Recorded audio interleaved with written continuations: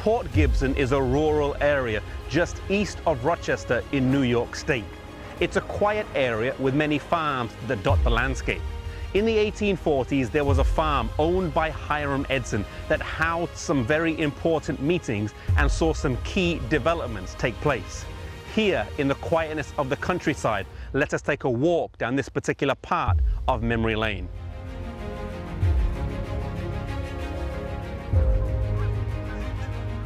After the 22nd of October, 1844, the Advent believers were terribly disappointed as their hopes and dreams had been shattered and destroyed. Hiram Edison was no different. He was confused as he believed that his study of the prophecies had been accurate, yet Jesus hadn't come. How would they reconcile this?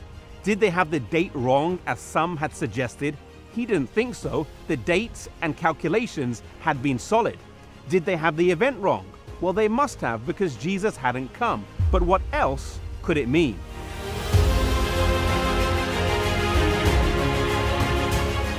Hiram Edison was walking through a cornfield one day soon after when he realized they had gotten something major wrong.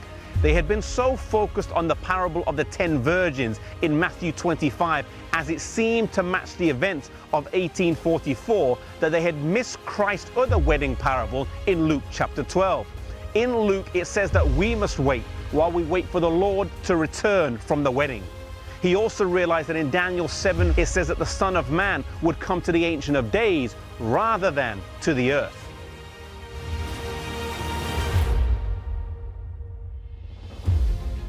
This was a revelation. Later, he would study this out with Dr. Franklin B. Hahn and O.R.L. Crozier, and they would solidify their views on this matter.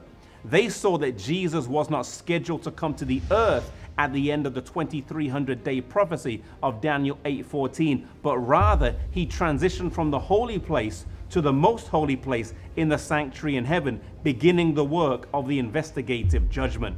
It was Owen Russell Loomis Crozier who wrote the first issue of The Day Dawn in March of 1845 that explained the reason for the delay in Jesus' return and preserved the historicist framework of Daniel 8 and 9.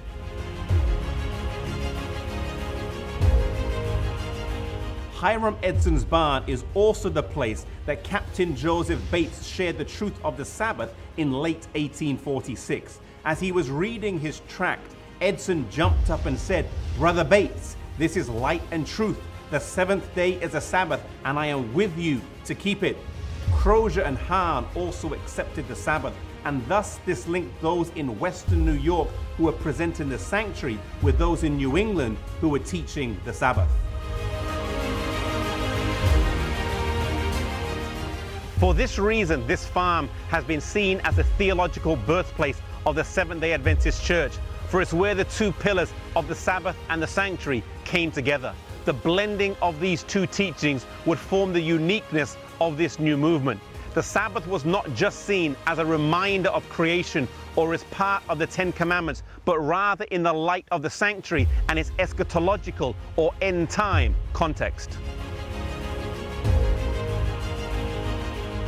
In time, Hiram Edson and the other Advent believers would see that their experience in October 1844 was part of Bible prophecy, and that their very disappointment itself was further proof that God was leading them. In Revelation 10, it points out that their experience would first be sweet in the mouth, and then it would be bitter in the belly, and oh, how bitter it had been. The last verse in Revelation 10 admonished them, and it echoes to us today, "Thou must prophesy again." May we take the admonition of the preaching of the unique message of God to heart and go wherever He calls.